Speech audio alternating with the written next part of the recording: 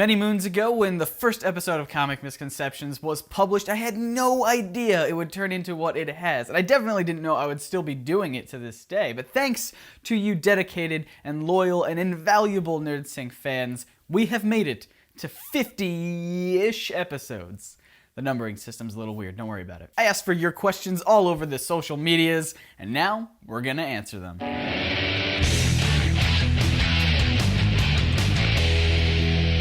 Welcome to Comic Misconceptions. I'm Scott, and we have a lot of questions to get to today, so let's not waste any time and get right into it. First and foremost, I want to say good day to all of the Aussie NerdSync fans like Nathan Horin, who leave some of the best comments ever. I debated saying that in an accent. I didn't want to put you through that. Jack Ireland and just a bunch more of you guys asked what was the first comic I read or what got me into comics. And I think, as the more I thought about it, I think it had to have been something like this, the Cartoon Network, cartoons comic books.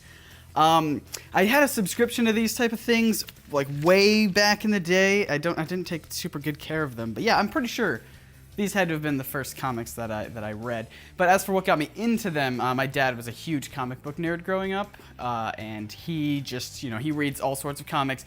Still has a lot more comics than I'll ever have.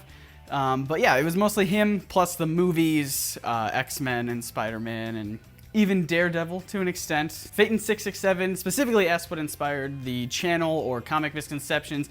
And I think we talked about this on a podcast before, but I saw YouTubers and I thought, I want to do that for a living. I want to be a professional YouTuber. And if you're getting into like YouTube stuff, you probably don't want to start with that mindset. But as for Comic Misconceptions specifically, I didn't really have a lot of friends growing up that were really into comics, and so when I got to college, which is when I started Comic Misconceptions, I was talking with some friends, and one of the misconceptions I had heard a lot was that John Stewart was the first Green Lantern. And I know a lot of you guys, you're like, that's ridiculous. But, this show kind of started as a way for people who were just into the movies or cartoons to really understand like where the comics stand, and and then of course the show just evolved from there, so it's not really about misconceptions anymore. It's more just about anything I want to talk about related to comics. JZ5U and just a lot of you guys asked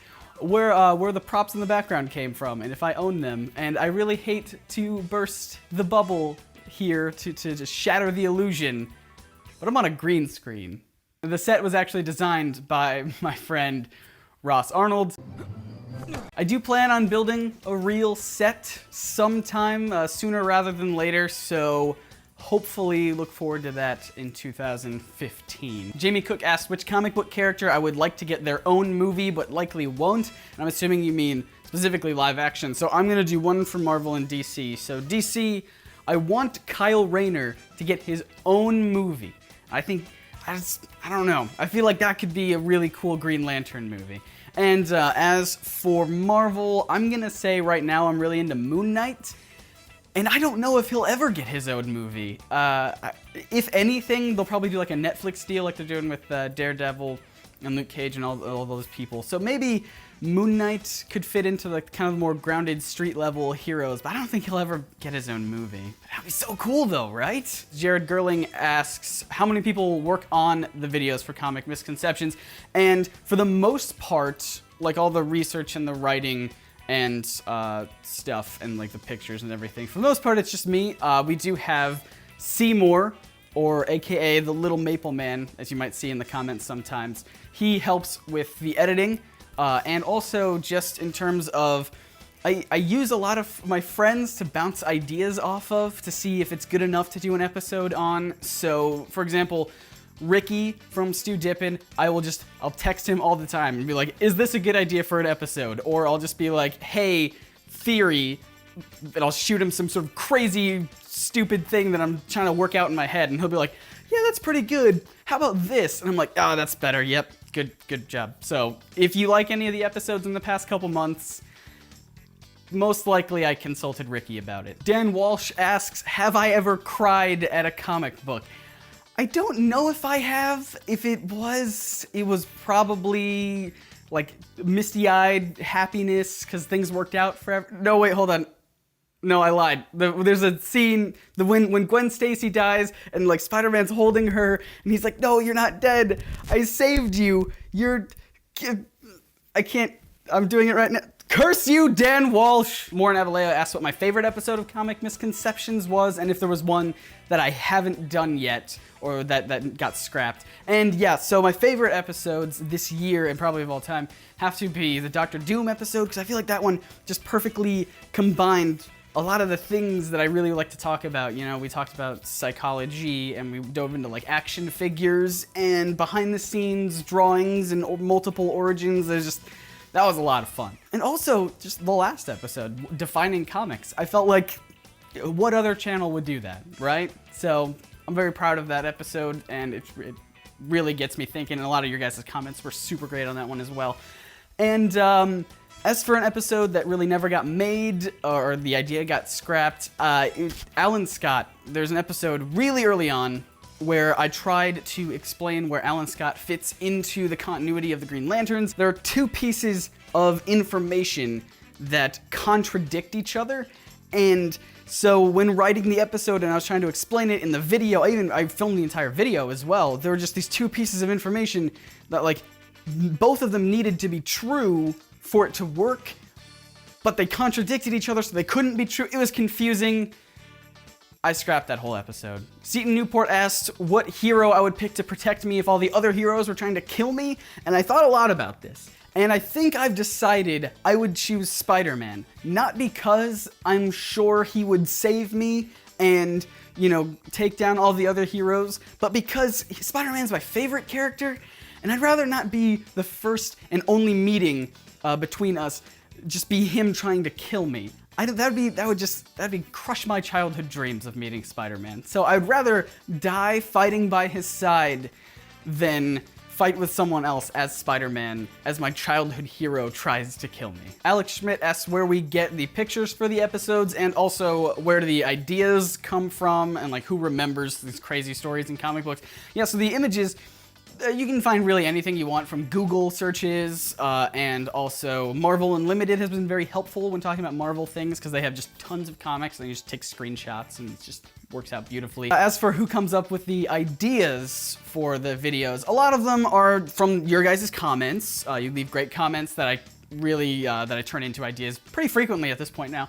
And also, I bounce ideas off of other people, like my friends, like I mentioned earlier, but when it comes to just crazy stories, a lot of the stuff I just remember from growing up, whether it was my dad telling me about them, or my friends talking about it, or just like an article I read a couple years ago. Joseph Cassidy asks, what episode of Comic Misconceptions was the hardest to research for? And this, hands down, has to be the Different Ages of Comics episode. That took weeks upon weeks of watching documentaries and reading books and articles and just going all over the place trying to figure out where do certain ages end and start, and then eventually near the end, like right before I started to like record the episode, I finally just said, you know what?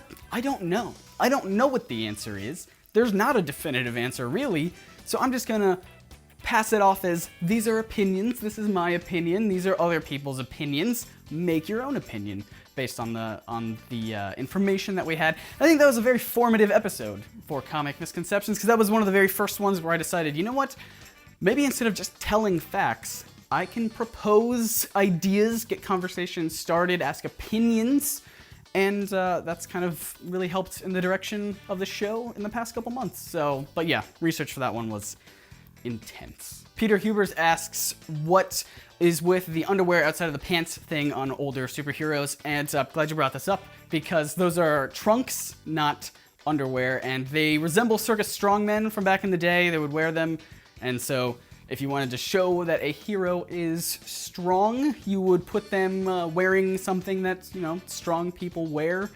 If that makes any sense. I did zero research on this, so I could be completely wrong. It's just something I heard a long time ago. Comics Heaven asks, like Superman, is there any other characters that was really different before they were officially published? If you can remember, we did an episode a while back about the real origin of Superman. That was the short story, The Reign of Superman, which is completely different. And then we also did a Fantastic Four one, which talked about the first draft of the characters, which were a little bit different as well. And yeah, I really want to do this more. I really want to dive into first drafts and rough drafts of characters that we know to be a little bit different today.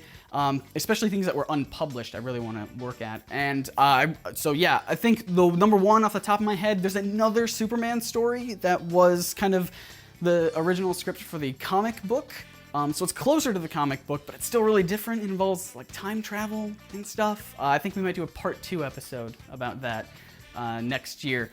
But yeah, if there's any other characters that have completely different rough drafts and you guys know about them, I want to talk about them, so let me know in the comments. Anyway, that'll be it for the 50th episode of Comic Misconceptions. Thank you guys so much for participating and asking some great questions.